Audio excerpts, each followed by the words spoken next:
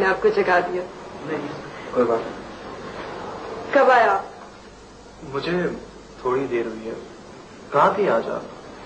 रक्षी के स्कूल में फंक्शन था, सीधी वहीं पे चली गई। बहुत जहमत उठाना पड़ी होगी आपको मेरी वजह से। नहीं नहीं, कैसी सहमत?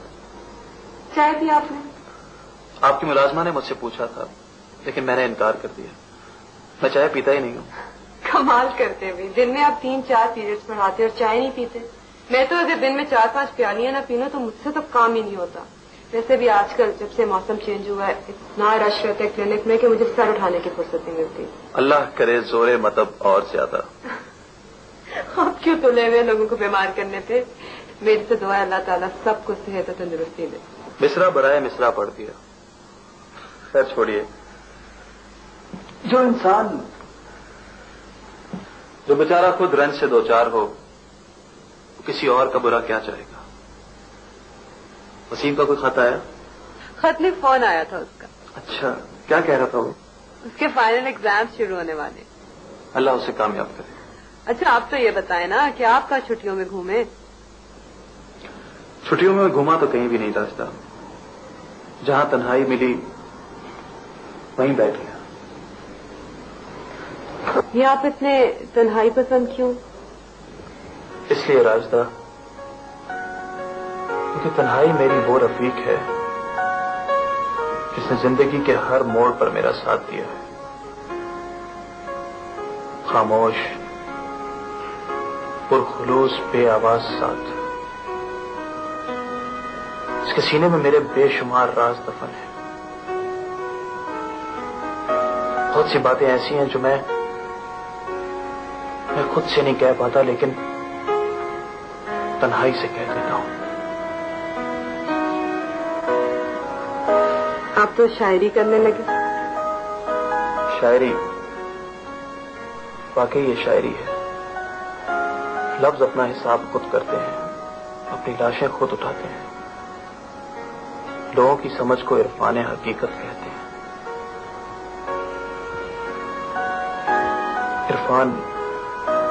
इरफान से याद आया राजदा के इरफान की वालदा मिली थी। शायद मुझसे कुछ नाराज थी आपकी वजह से। क्यों? आपका क्या ताल्लुक है इससे? हाँ, इसमें मेरा क्या ताल्लुक, लेकिन उनका ख्याल है कि शायद मेरी वजह से। Course not. वो समझती हैं कि मैं आपके और इरफान के दरमियान हायल हूं। छोड़े उनको, उनकी तो आदत ही है। और इरफान से 4 साल हो गए लंदन गए हुए, और अपनी अम्मी के डर से उसने मुझे एक खत भी नहीं लिखा आज तक। खत तो शायद उसने शर्मिंदगी की वजह से नहीं लिखा होगा, वरना इतना बुज़दिल तो नहीं था वो। मोहब्बत तो वैसे भी कुव्वत बख्श जज्बा होता है। आप इरफान को नहीं जानते। जब मैं उसके साथ थी तो मैंने उसे जाना ही नहीं। और अब मुझे ऐसा लगता है कि वो तो था ही ऐसा। कुछ चीजें अजीब होती हैं। इस पहलू से देखो तो कुछ होती है,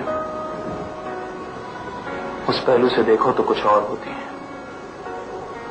जैसी होती है वैसी नजर नहीं आती, और जैसी नजर आती है वैसी होती नहीं है।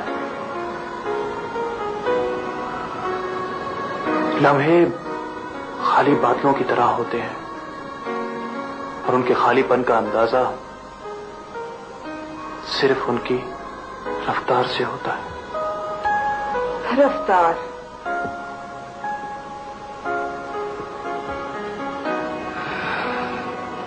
शराब।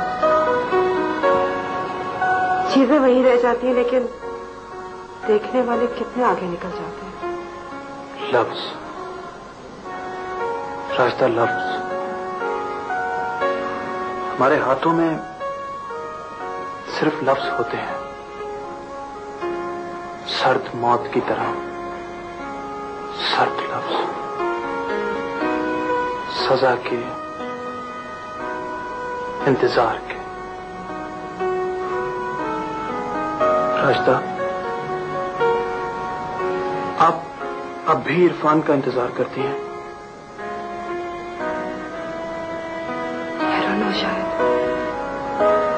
شاید یہ اسی کا انتظار ہے جو بار بار بدلتے موسموں کی طرح میرے سامنے آ جاتے ہیں. شاید جو منظر میرے پاؤں کھینچ کھینچ لیے جاتے ہیں ان میں اسی کی خوشبو ہے. شاید ایک انسان کے ساتھ اتنے شاید کیوں لگ جاتے ہیں؟ اس لیے راجدہ کہ یہ شاید نہ ہو تو ہم مر جائیں. یہ شاید ہی ہمارے زندہ رہنے کا جواز ہے. یہ سکون جگنوں کی طرح مٹھی میں کیوں نہیں آ جاتا؟ صحرا کی ریت کی طرح جگہ جگہ ڈھیریاں کیوں بنا لیتا ہے؟ ساری آہٹیں مل کے اس کی ایک آہٹ کیوں نہیں بن جاتی؟ پلیز راجدہ، بولتی رہیے. تنہائی کے بعد اگر کسی چیز سے سکون ملتا ہے تو صرف آپ کی آواز ہے، صرف آپ کی آواز، جو کہ میری ہے بھی لیکن پھر بھی میری نہیں ہے. بعض چیزیں کسی کی ہوتی ہیں لیکن پھر بھی اس کی نہیں ہوتی. بعض چیزیں کسی کی ہوتی ہیں لیکن ان کے لیے نہیں ہوتی. انتظار بھی کتنا عجیب لفظ ہے. جس کسی سے ملتا ہے ایک نئی کہانی بنا لیتا ہے. کہانی تو وہی ہوتی ہے لیکن انتظار کرنے والے اسے نیا بنا دیتے ہیں. ہاں، کیا ہوا؟ ٹائم کا پتہ ہی نہیں چلا. ٹھیک ہے، میرے خیال سے مجھے چلنا چاہیے. میں چلتا ہوں.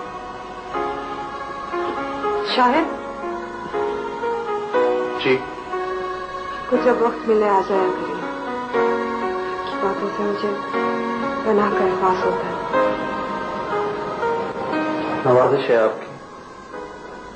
میں تو خود ایک گرتی ہوئی دیوار ہوں، کسی کو کیا پناہ دوں گا.